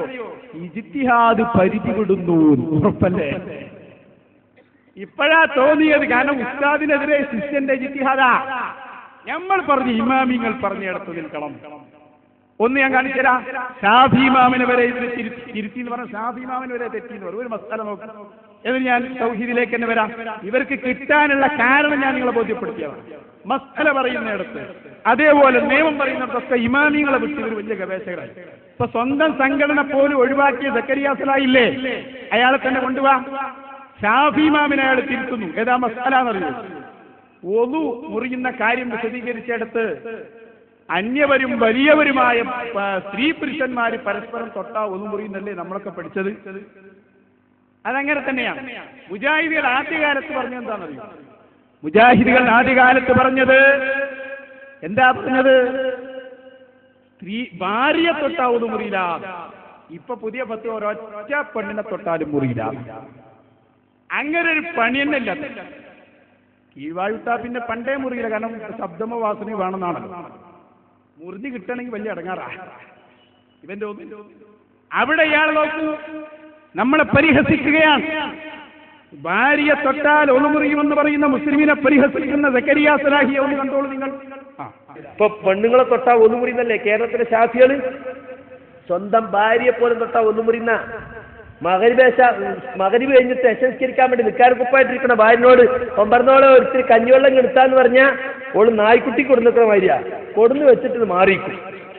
മാപ്പിളന്റെ കൈ കൊടുത്താൽ കയ്യും കയ്യും തട്ടിപ്പോകുമല്ലോ അല്ലേ? പണ്ടത്തെ പരിപാടി അങ്ങനെയാണല്ലോ. ഓന്റെ മനുഷ്യ ഞാൻ ഈ വിഷയും കൂടി നിൽക്കരുത്, ഈ നിൽക്കാരക്കുപ്പായി അയക്കയച്ചു നിങ്ങളൊരു കഞ്ഞിവെള്ളം ചോദിക്കുന്നതാ വെച്ചിട്ട് ഇങ്ങോട്ട് മാറിക്കും. കാരണം മാപ്പിളന്റെ കൈയെത്തിയ ഒന്ന് മുറിഞ്ഞു പോകുന്ന ഇപ്പോഴും വിശ്വസിക്കുന്ന പെണ്ണുങ്ങളുണ്ട്. പക്ഷെ മുജാഹിദ് പ്രസ്ഥാനത്തിന്റെ അപ്രതിഹതമായ പോരാട്ടവും തേരോട്ടവും കൊണ്ട് ഇപ്പൊ കുറച്ച് മാറ്റം വരുത്തിയിട്ടുണ്ട്. അപ്പൊ മാറ്റം എങ്ങനെ? ഒന്നുണ്ടാക്കിന് വരും ഭാര്യന്റെ അടുത്തേക്ക്. പിന്നെ അസ്സലാമു ഞാൻ നിസ്കരിച്ച് വരട്ടോ. എങ്ങനെയുണ്ട്? എല്ലാ ഇബാദത്തും ബാത്തിലാക്കി. നോമ്പ് പിന്നെ പണ്ടേ ബാത്തിലാക്കി. സുലമിനോട് ചോദിച്ചല്ലോ, അത്താഴം കഴിച്ചുകൊണ്ടിരിക്കുമ്പോ സുബീബാൻ കേട്ടാൽ എന്ത് ചെയ്യണ്ടി?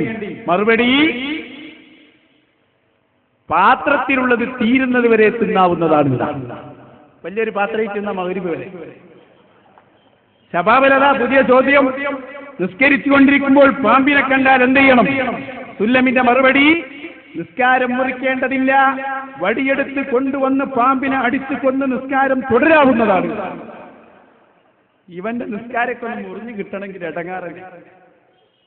എല്ലാ ഇബാദത്തും ബാത്തിലാക്കി. ഷാഫി ഇമാം വെറുതെ പറഞ്ഞു, ഭാര്യ അടക്കമുള്ള പെണ്ണിനെ തൊട്ടാ മുറിയുമെന്ന് ഇമാം ഷാഫി പറഞ്ഞത് വെറുതെയല്ല, ഖുർആനിൽ നിന്ന് ഉദ്ധരിച്ചാ പറഞ്ഞത്. ഒന്നുമുറിയുന്ന കാര്യം വിശദീകരിച്ച സ്ഥലത്ത് മലമൂത്ര വിസർജനം നടത്തിയാൽ ഒന്നുമുറിയും. ഇമാം ഷാഫി വിശദീകരിച്ചുകൊണ്ട് പറഞ്ഞു, നിന്റെ ഉമ്മ, നിന്റെ പെങ്ങൾ, നിന്റെ മകൾ പോലെയുള്ള വിവാഹബന്ധം ഹറാമായ സ്ത്രീകളെ മാറ്റിവെച്ച് ഭാര്യ അടക്കമുള്ള ഏത് പെണ്ണിനെ തൊട്ടാലും മുറിയും. ഷാഫി ഇമാം വിശദീകരിച്ചു. ആരാ ഷാഫി ഇമാം? ആലിമു ഖുറൈശിൻ യംലൗ തിബാഖൽ അർളി ഇൽമാ മുഹമ്മദുർ റസൂലുള്ളാഹി. ഈ ലോകം മുഴുവനും വിജ്ഞാനം കൊണ്ട് നിറക്കുന്ന ഒരു പണ്ഡിതൻ വരുമെന്ന് വർഷങ്ങൾക്ക് മുമ്പ് പറഞ്ഞു ത്വാഹ റസൂലുള്ളാഹി. ആ പണ്ഡിതൻ ആരാ? അത് ശാഫി ഇമാമ. 7-ാം വയസ്സിൽ ഖുർആൻ മനഃപ്പാഠമാക്കിയ പണ്ഡിതൻ 10-ാം വയസ്സിൽ മുവത്ത മുഴുവനും കാണാപ്പാഠമാക്കി. എത്ര ഹദീസുകൾ, എത്ര ആയത്തുകൾ, എത്ര ഭാഷാ പരിജ്ഞാനം ശാഫി ഇമാമ പറഞ്ഞു എന്ന് പറഞ്ഞാൽ ലോകം അവിടെ നിൽക്കും. ശാഫി പറഞ്ഞോ, ഇനി എന്ത് പറയാനാ? എങ്കിൽ എടുക്കൂ, സക്കരിയാസലായി പരസ്യമായി പറയുന്നത് കേട്ടോ. ആ ആയത്ത് വ്യാഖ്യാനിക്കുന്നിടത്ത് ഇമാം ശാഫിക്ക് തെറ്റുപറ്റിപ്പോയി കേട്ടോളൂ. ഇന്നലെ ജനിച്ച ഇയാൾ പറയാണ് കേട്ടോ. മുജാഹിദ് പ്രസ്ഥാനം ജനങ്ങളെ പ്രമാണങ്ങളുടെ അടിസ്ഥാനത്തിൽ പറഞ്ഞു പഠിപ്പിച്ചു കൊടുത്തു. പെണ്ണിനെ തൊട്ടാ ഒതുമുറിയാന്നുള്ള പ്രശ്നം തന്നെയല്ല. ഔ ലാമസ്തുമുൻ നിസാ എന്ന ആയത്ത് ഇമാം ഷാഫി മനസ്സിലാക്കിയ തെറ്റാണ് റഹിമഹുല്ലാഹ്. അദ്ദേഹം പറഞ്ഞു സ്പർശിച്ചാൽ. അവിടെ സ്പർശിച്ചാൽ എന്നല്ല, ലൈംഗിക ബന്ധത്തിൽ ഏർപ്പെട്ടാൽ എന്നാണ് അർത്ഥം. അർത്ഥം തിരക്കടില്ല. പക്ഷെ അപ്പൊ ഒതു മാത്രല്ല കേട്ടോ മുറിയ പോയത്തക്കാരെ. ഷാഫി ഇമാമിനെ തിരുത്താൻ ഇയാൾ ആരാ? അതാ ഞാൻ പറഞ്ഞു വലിയോർക്കാ പിടിച്ചത്. ഷാഫി ഇമാമിനെ തെറ്റി റഹിമഹുല്ലാഹ് മൂപ്പര വകൈ. ഇന്നലെ ജനിച്ച ഇയാളായി പറയുന്നത് ഇമാം ഷാഫിയെ ചോദ്യം ചെയ്യാൻ, ഇമാം ഷാഫി റളിയല്ലാഹു അൻഹുവിനെ പോലെയുള്ള മഹത്തുക്കളെ ചോദ്യം ചെയ്യാൻ ഒരു വഹാബിയും ഇവിടെ ആയിട്ടില്ല, ഒരു മൗദൂദിയുമായിട്ടില്ല. ഇമാം ഷാഫിയെ ചോദ്യം ചെയ്താൽ ഇമാം ഷാഫിയുടെ മക്കളായ ഞങ്ങൾ ആദർശ രംഗത്ത് നിങ്ങളെ വിടുന്ന പ്രശ്നമില്ല. ഇത് നിങ്ങൾ മനസ്സിലാക്കണം. അതാ ഞങ്ങൾ നിങ്ങളെ പിന്നാലെ നടക്കുന്നത്. മനസ്സിലായോ? നമ്മുടെ ജിന്നുപാതയേറ്റ് പിടയുന്ന മടപൂരികൾ കോടമ്പുഴ സംവാദത്തിന്റെ ഏതാനും സീഡികൾ ഇന്നുണ്ട്. മിനിയാന് നടന്ന സംവാദത്തിന്റെ സീഡി നമ്മൾ ഇന്ന് തന്നെ പുറത്തിറങ്ങാണ്. വഹാബികളോട് ഞങ്ങൾ പറഞ്ഞ് എത്രയും പെട്ടെന്ന് നിങ്ങൾ പുറത്തിറക്കണം എന്ന് മടവൂർ വിഭാഗത്തോട് ഞങ്ങൾ ആവശ്യപ്പെടുന്നു. ഇതിന്റെ വിശദാംശങ്ങളിലേക്ക് ഞാൻ വരുന്നുണ്ട്. ഇനി നമ്മൾ വിഷയത്തിൽ അപ്പൊ ഇമാമിയങ്ങളെ തള്ളി, അതാ ഇവർക്കൊക്കെ പ്രശ്നം പറ്റിയത്. ഇനി നിങ്ങളൊക്കെ മങ്കൂസ് മൗലിദിലേക്ക് തന്നെ വരും. അതാണ് നമ്മൾ മുസ്ലിക്കാക്കാനുള്ള കാരണം. ബഹുമാനപ്പെട്ട സൈനുദ്ദീൻ മഖ്ദൂം റഹ്മത്തുള്ളാഹി അലൈഹി, അല്ലാഹു അവിടുത്തെ ബറക്കത്ത് കൊണ്ട് നമ്മളെ വിജയിപ്പിക്കുമാറാകട്ടെ. ബാലിശ്ശേരിനൊന്നും കൊണ്ടുപോവാ നിർത്തക്കബത്ത് പായാളെന്നൊന്ന് പാടുക. എന്നാ പിന്നെ നമുക്കൊന്ന് പാടുന്നൊക്കെ തെറ്റാണ്, എന്നാലും ആളൊന്ന് പാടട്ടെ. നമ്മളെ മുസ്ലിക്കാക്കുള്ള പ്രധാനപ്പെട്ട ഒരു കാരണമായിരുന്നു. പാടു ബാലിശ്ശേരി. ഇർത്തഖബത്തുലൂടെ ചെല്ലുന്നത് ഇതാണല്ലോ. ഇർത്തഖബത്തു അലൽ ഖത്താ ഗൈറ സിരി വാഹദത് ലകാഷ്കു ഫീഹിയാ സയ്യിദി ഖൈറൻ നബി. പാപമെന്ന വാഹനമിൽ അറ്റമില്ല ഞാൻ കേറി, അങ്ങയോട് ന്യായം ഞാൻ സയ്യിദി ഖൈറൻ നബി. ഇതിന് ഏത് ഖുർആനിക വചനാ തെളിവ്? അപ്പൊ പറയും വലു അന്നഹും. അങ്ങനെ ഒരു ആയത്തന്നെ ഖുർആനിലില്ല. ഞെട്ടിയോ? വലു അന്നഹും എന്ന് തുടങ്ങുന്ന ആയത്ത് ഖുർആനിലില്ല. ഉണ്ട് ചങ്ങായി. അതിനപ്പം പാറക്കോരി പണിയെടുത്താ പോരാ. ഖുർആൻ തുടങ്ങുക 5 ആയത്തെങ്കിലും ഉണ്ടാവും ഖുർആൻ. വലു അന്നഹും എന്ന് തുടങ്ങുന്നു. ഇതാരായി പാടിയത്? ആരാ ഇർത്തഖബത്ത് ആദ്യം പാടിയത്? ഇമാം സൈനുദ്ദീൻ മഖ്ദൂം റഹ്മത്തുള്ളാഹി. ചോദിക്കട്ടെ, 10,000 മൗലവിമാര് കൂടിയാൽ സൈനുദ്ദീൻ മഖ്ദൂം തങ്ങൾ ധരിച്ച ചെരുപ്പിന്റെ അടിയിൽ ചേറാവാൻ പറ്റുമവർക്ക്? പറ്റുമോ? ഇല്ല. ഇമാമിങ്ങളെ ഇവർ ആക്ഷേപിച്ചു പോയി. അതിന്റെ കുരുത്തക്കേട് ഇങ്ങനെ വന്നുകൊണ്ടിരിക്കുകയാണ്. നമ്മളെ മുസ്ലിക്കാക്കിയതിന്റെ അടിസ്ഥാന ഫലം നമ്മളെ ആലിമീങ്ങൾ ഖണ്ഡനവും ഒക്കെ പോതാ. പണ്ട് പലരും ചോദിച്ചു, എന്തിനാ ഖണ്ഡനം, എന്തിനാ സംവാദം? ഇപ്പൊ കണ്ടില്ലേ നിങ്ങള്? മഹാനായ EK ഹസൻ മുസ്ലിയാർ, കാന്തപുരം ഉസ്താദ്, പേരോട് ഉസ്താദ്, അലവി സഖാഫി ഉസ്താദ്, മാളിയേക്കൽ ഉസ്താദ്, നമ്മുടെ പണ്ഡിതന്മാർ നയിച്ച വാദപ്രതിവാദത്തിന്റെയും ഖണ്ഡനങ്ങളുടെയും ഫലം ഇന്ന് നമ്മൾ അനുഭവിക്കുകയല്ലേ? ഒരു സാമ്പിൾ ഇടമുട്ടം സംവാദത്തിലേക്ക് വരാം. നിങ്ങൾ ശ്രദ്ധിക്കണം. ഈ ഒരൊറ്റ വാദത്തിന് വേണ്ടി ഈ കുറ്റിച്ചിറയിൽ നിങ്ങൾക്കറിയാമല്ലോ, ദിവസങ്ങളോളം നീണ്ടുനിന്ന വാദപ്രതിവാദം. മഹാനായ ശൈഖുനാ കാന്തപുരം ഉസ്താദ്, അല്ലാഹു അവിടത്തേക്ക് ദീർഘായുസ് നൽകുമാറാകട്ടെ. എല്ലാ ശത്രുക്കളുടെ ശർറിൽ നിന്നും അല്ലാഹു ഉസ്താദിനെയും ഈ പ്രസ്ഥാനത്തെയും കാത്തുരക്ഷിക്കുമാറാകട്ടെ. സഹോദരന്മാരെ, നിങ്ങൾ ചിന്തിച്ചു നോക്കൂ. ബഹുമാനപ്പെട്ട കാന്തപുരം ഉസ്താദ് നയിച്ച കൊട്ടപ്പുറം സംവാദം, പേരോട് ഉസ്താദ് നയിച്ച ഇടമുട്ടം സംവാദം, മഞ്ചേശ്വരം സംവാദം, അലവി സഖാബി ഉസ്താദിന്റെ നേതൃത്വത്തിൽ നിന്ന മണ്ണാർക്കാട് സംവാദം, ഇതെല്ലാം ഒറ്റ വിഷയത്തിലായിരുന്നു. എന്താണ് വിഷയം? ലാ ഇലാഹ ഇല്ലല്ലാഹ് എന്ന് പറയുന്ന മുസ്ലിമീങ്ങളെ മുശ്രിക്കാക്കി ചിത്രീകരിച്ചപ്പോൾ അതിനെതിരെയാണ് ഇവർ ഖണ്ഡനം നടത്തിയത്, അതിനെതിരെയാണ് സംവാദം നടത്തിയത്. ഇനി നമുക്ക് ഒരു പഴയകാല ഓർമ്മയിലേക്ക് വരാം. ഇടമുട്ടം സംവാദങ്ങൾ ശ്രദ്ധിച്ചോ. സക്കരിയ സലാഹിന്റെ കൂടെ കായക്കൊടി ഉണ്ട്, ജബ്ബാർ മൗലവി ഉണ്ട്. ഇന്ന് മൂന്ന് ഗ്രൂപ്പാണ് പരസ്പരം മുശ്രിക്കുവാണ്.